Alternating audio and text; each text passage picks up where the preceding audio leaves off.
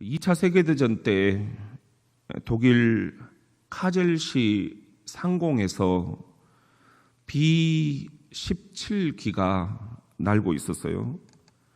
나치의 대공사격을 받았습니다.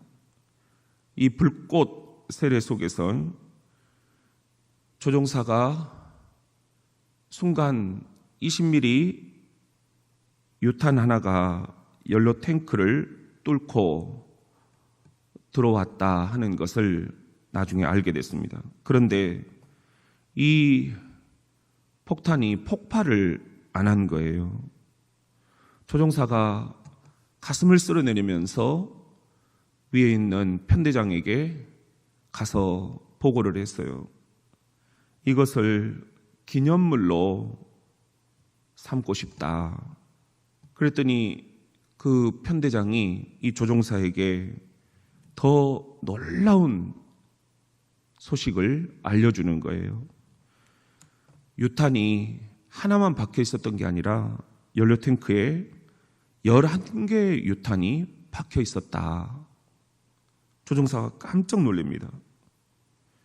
그런데 그 11개의 폭탄이 하나도 폭발을 안 한 거예요.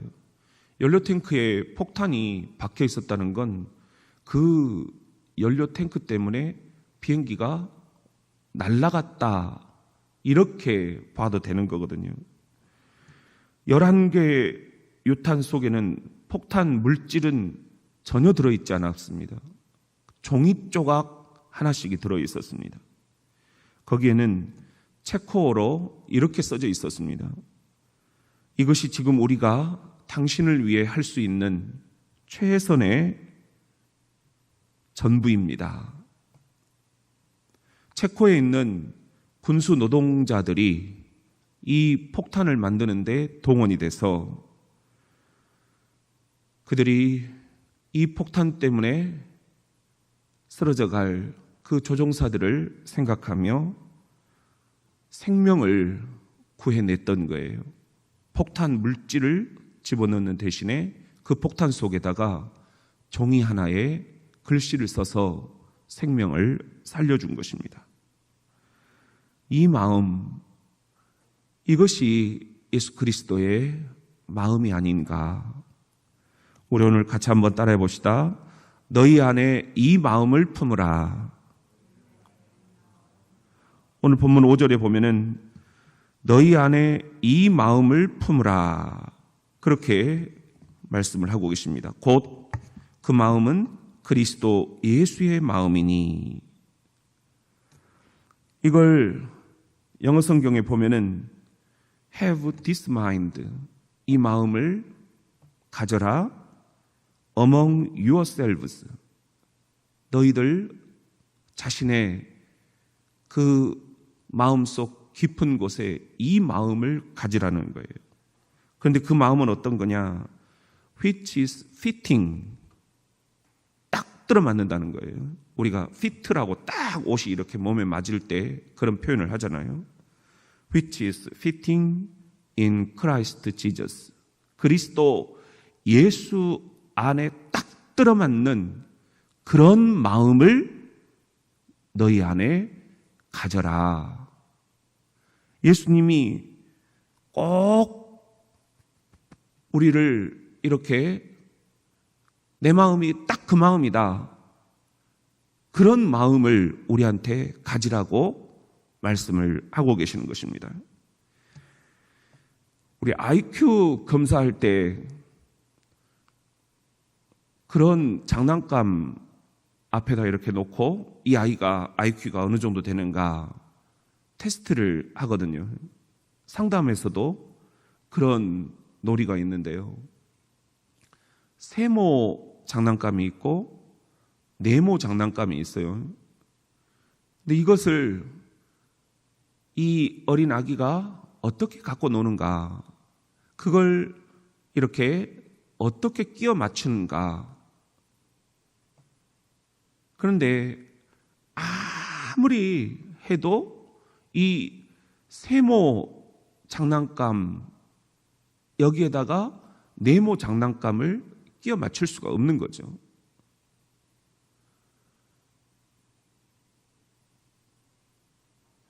예수님의 마음이 세모 마음이고 우리의 마음이 네모 마음입니다.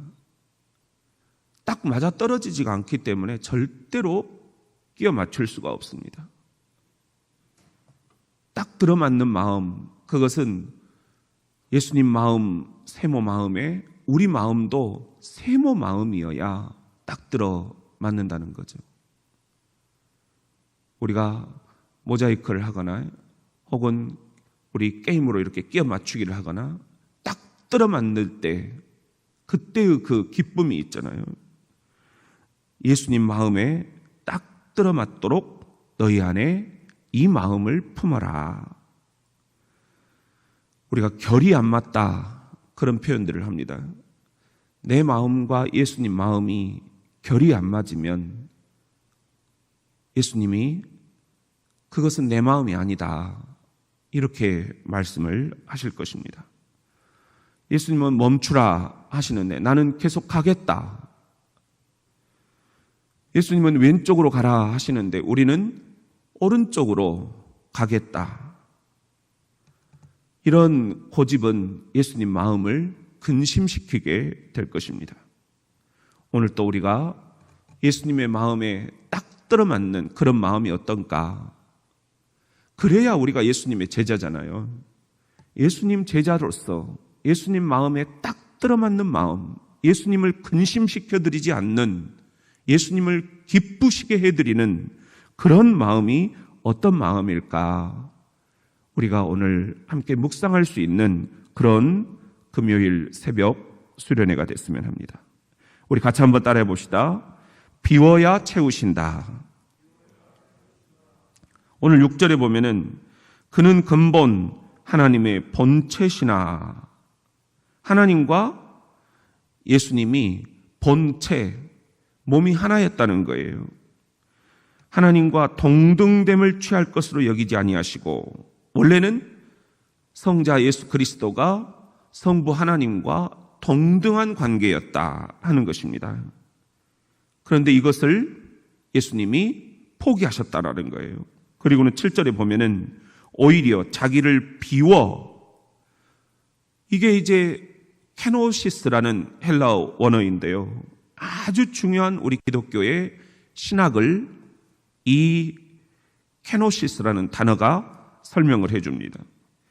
예수님은 종의 형체를 가지사 사람들과 같이 되셨다. 하나님이신 예수님이 자기를 낮춰서 일부러 하나님과 동등됨을 취하지 아니하시고 이 땅에 내려오셨다라는 거예요. 그래서 사람과 같이 되셨다. 같이 되셨다. 이것이 예수님이 선택하신 길입니다. 성부와 성자와 성령, 삼위일체 하나님, 우리가 이렇게 고백을 하잖아요. 기독교의 가장 중요한 신앙 용어죠. 삼위. 위라는 것은 자리 위자예요. 의자 3개가 있는데 성부, 성자, 성령 3분이 앉아 계셔요. 근데 일체다. 몸체자예요. 하나의 몸이라는 거예요. 원래는 한 분이셨다는 거예요.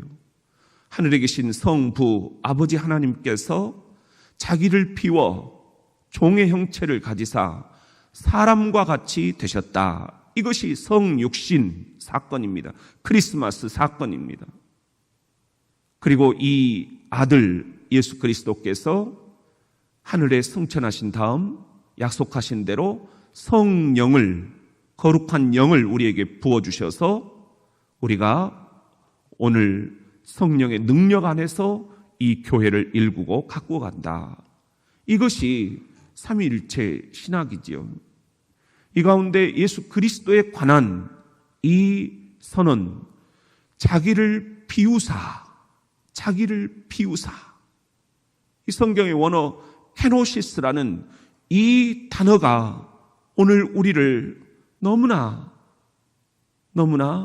전율이 일게 하는 것입니다.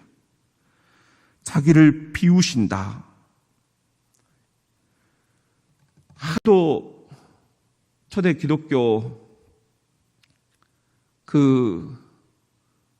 이단들이 많이 나오다 보니까는 AD 451년에 칼케톤이라는 지역에서 기독교 지도자들이 함께 모여서 칼케톤 공의회라는 것을 만들어 가지고 거기서 이것을 선언을 했어요. 예수 그리스도가 하나님과 동등한 분이시냐, 아니면 예수님은 아버지 하나님보다 열등한 분이시냐, 갑론을박이 있었습니다. 성자 예수 그리스도가 성부 하나님과 동일 본질이냐, 아니면은 다른 유사 본질이냐, 이런 논쟁들이 당시에 굉장히 많았어요. 그러다 보니까는 사람들이 자꾸 자기식대로 해석을 해서 이단들이 형성이 되는 것입니다. 이것을 종식시킨 성경의 본문이 바로 오늘 우리가 읽은 7절, 자기를 비우사, 이 케노시스라는 단어였습니다.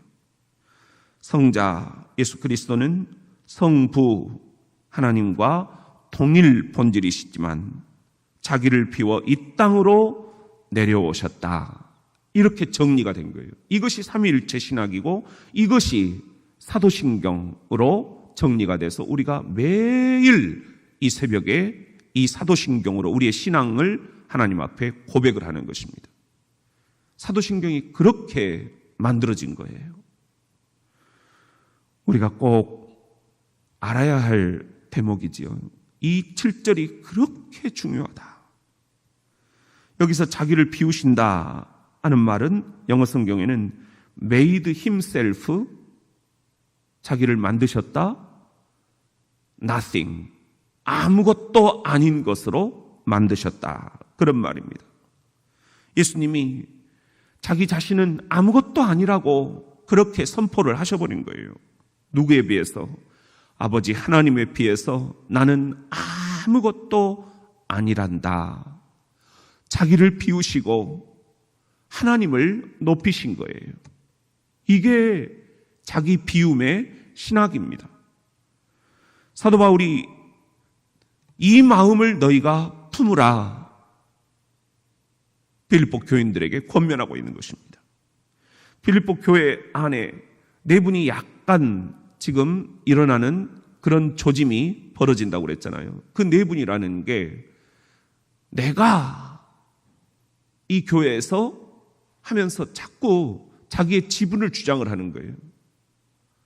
내가 이 교회 세울 때, 내가 지금 이 교회에서, 그러다 보니까는 사도 바울이 너무 안타까워서 너희는 그러지 말고 이 마음을 품어라. 곧 그리스도 예수의 마음이니 예수의 마음을 품어야 된다. 예수의 마음은 뭐냐? 자기 비움의 마음이다 하는 거예요. 자기를 비우사. 예수님은 본디 하나님이셨어요. 그런데 그분이 하나님을 높여드리고 자기를 비우사 인간이 되신 거예요. 이걸 배워라. 이 마음을 배워라. 자기를 비울 줄 알아야 된다. 교회 안에서 자기를 비우지 못하니까 자꾸 분열과 내분과 갈등이 생긴다. 그런 것입니다. 나도 보이고 싶고 하나님도 보여드려야 되고 사람들이 헷갈리는 것입니다. 목사가 보이는 교회는 그건 잘못된 교회입니다. 장로가 보이는 교회는 그건 잘못된 교회입니다. 안수집사 권사가 주방에서 보이는 교회는 그거 잘못된 것입니다. 주차장에서 봉사하는 사람이 보이면 그건 잘못된 것입니다. 나는 안 보여야 됩니다. 목사는 안 보여야 됩니다. 장로는 안 보여야 됩니다. 안수집사 권사는 교회 안에서 안 보여야 됩니다. 나는 죽고 예수는 살고, 나는 안 보이고 하나님은 보여드리고, 하나님이 교회 안에서 드러나야 된다는 겁니다. 하나님이 교회 안에서 드러나는 그런 교회가 진짜 교회다. 자기를 비워야 된다 하는 거예요. 그런데 놀라운 사실은 자기 비움이라는 것은 타종교에도 있다라는 거죠. 불교도 뭡니까? 무라는 말을 하잖아요. 공이라는 말을 쓰잖아요. 색즉시공. 그게 다 뭐예요? 자기를 비운다는 거예요. 비우기 위해서 고행을 하고 수행을 하고 금욕을 이야기를 하는 거죠. 다 종교들마다 이런 자기 비움의 이야기들을 갖고 있어요. 그렇다면 우리 기독교가 뭐가 다르냐? 기독교는 자기 비움으로 끝나지 않는다는 겁니다. 자기 채움으로 마무리가 된다는 거예요. 그래서 비우면 채우신다. 이게 기독교 신학입니다. 무슨 말인고 하니 우리 기독교가 가만히 이렇게 보면은 비움과 채움이 늘 균형을 이루고 있어요. 엘리야와 사르밧 과부 이야기를 우리가 잘 알고 있습니다. 사르밧 과부네 집에 엘리야가 갔는데 그 집에 보니까는 빵도 딱 하나 남아있고 기름도 딱 한 번 쓸 것만 남아있어요. 그런데 그 집에 이 과부와 아기가 먹어야 되는데 엘리야가 나를 위해서 그것을 내놓아라. 기가 막힌 거죠. 어떻게 하나님의 사람이 이런 요구를 할 수 있을까? 그런데 그것이 이 사르밧 과부를 축복하는 방법이었던 거예요. 하나님은 그렇게 우리에게 결단을 요구하고 계시는 거예요. 너를 비울 수 있느냐? 사르밧 과부가 이것이 하나님이 주시는 음성이라 생각하고 결단하고 엘리야를 위해서 마지막 남은 그 빵 한 조각이, 마지막 남은 그 기름 하나 엘리야를 위해서 대접을 합니다.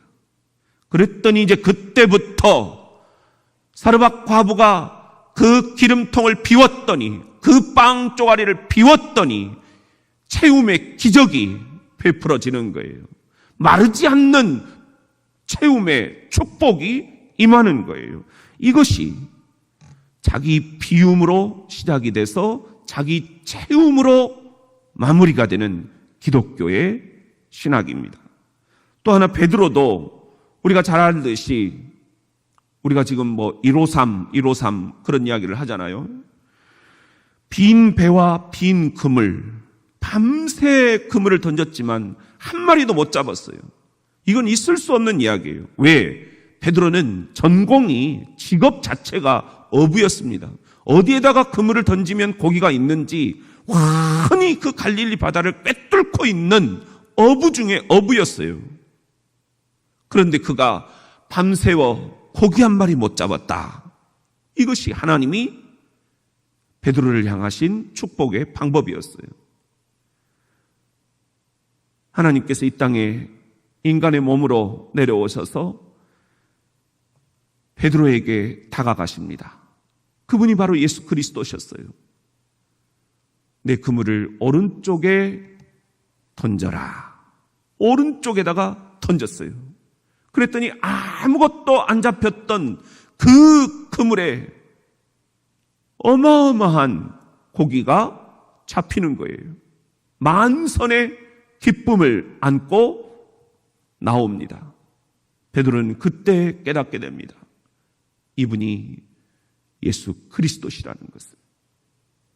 비웠더니, 빈 배와 빈 그물로 완전히 비웠더니 이제는 내 지식으로, 내 어부의 이 경험으로, 내 이 조그마한 어줍잖은 그런 경륜으로 도저히 내가 살아갈 수 없다라는 것을 고백하게 하시고 예수가 던져라 하는 것에 순종했더니 만선의 기쁨으로 채워졌다. 비운이 채우시더라. 이것입니다. 결정적인 사건 또 하나는 가나의 혼인잔치입니다. 일주일 동안 결혼 이 피로연이 벌어졌어요. 그런데 3일 만에 포도주가 다 떨어져 버린 거예요. 이 잔치가 완전히 망가져 버린 거예요. 그때 이 포도주 완전히 통이 비어 있는 이 포도주 통에 예수님이 다가가서 말씀하십니다. 그 빈 통에 물을 부어라. 물을 부어라. 물이 포도주가 되었습니다. 완전히 내 심령에 포도주 통이 비어야만 예수님이 역사하신다.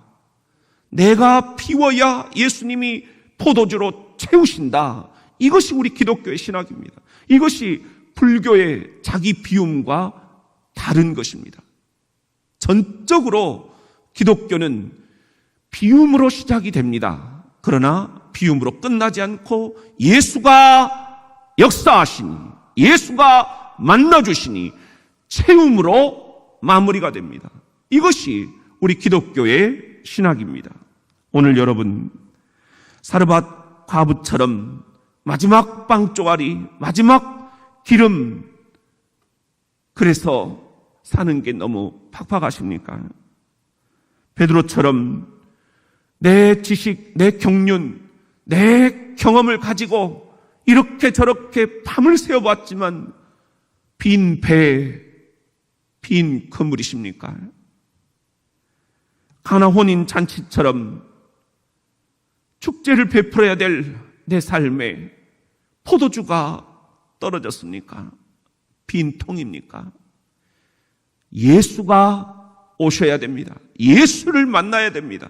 예수님이 개입하셔야 됩니다. 그러면 채워집니다. 예수님이 채우십니다. 이 놀라운 자기 비움이 자기 채움으로, 케노시스라는 이 성경의 원어가 이제는 플레로라, 채움으로 바뀌는 놀라운 역사가 이 수련의 기간 여러분에게 분명히 나타날 수 있기를 주님의 이름으로 축원합니다. 우리 같이 한번 따라합시다. 낮춰야 높이신다. 오늘 8절에 보면은 사람의 모양으로 자기를 낮추시고 그러셨죠. 하늘 보좌를 버리시고 사람의 모양으로 이 땅에 오셔서 자기를 낮추셨다.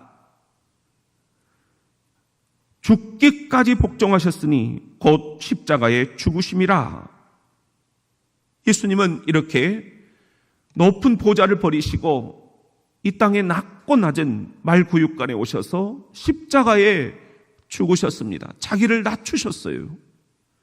그랬더니 아버지 하나님께서 9절에 보면은 이러므로 하나님이 그를 지극히 높여, 하나님이 높이셨어요. 낮추시니까 높이시더라. 우리도 교회 안에서 우리의 목소리를 낮춰야 돼요. 내 목소리가 너무 큰 거 아닌가? 그러면 성가대 운영이 안 돼요. 삑사리가 나요. 조화가 깨집니다. 봉사하는데 내 목소리가 너무 높은 거 아닌가? 낮춰야 돼요. 죽여야 돼요. 서로 맞춰야 돼요. 나를 낮추면 하나님이 높이십니다. 이게 교회입니다. 모든 이름 위에 뛰어난 이름을 주신다 그랬죠.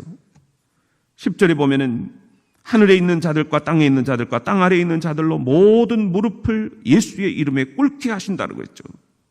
11절에 보면은 모든 입으로 예수 그리스도를 주라시나요 하나님 아버지께 영광을 돌리게 하셨느니라. 할렐루야. 나를 낮추니까 하나님이 나를 높이시더라. 이게 우리 기독교의 신학이고 나의 신앙 고백이 되어야 됩니다. 저는 이번에 우리 한수연 청년이 전문의 시험을 앞두고 이렇게 새벽에 유튜브로 들어와서 예배를 드리는 모습을 보면서 참 귀하다. 내 실력으로 시험을 볼 수도 있는데 일부러 제 방에 찾아와서 기도를 요청을 하더라고요. 아, 참 하나님이 기뻐하시겠다. 내 의술로 사람을 고치는 의사가 아니라 이 청년은 이제 하나님께서 치유의 능력을 주시는 소울 피지션, 영혼의 의사가 되겠구나. 그런 축복이 나오더라고요. 어제 전문의 시험에 합격을 했다는 소식을 듣고 자기를 이렇게 기도의 무릎으로 낮추니까 하나님이 높여주시는구나. 이게 우리 그리스도인들의 신앙 고백이 돼야 된다. 사랑하는 성도 여러분, 여러분도 이렇게 나를 낮췄더니 하나님이 높이시더라, 놀라운 신앙 고백이 있는 그런 우리 수련의 기간 되실 수 있기를 예수님의 이름으로 축원합니다.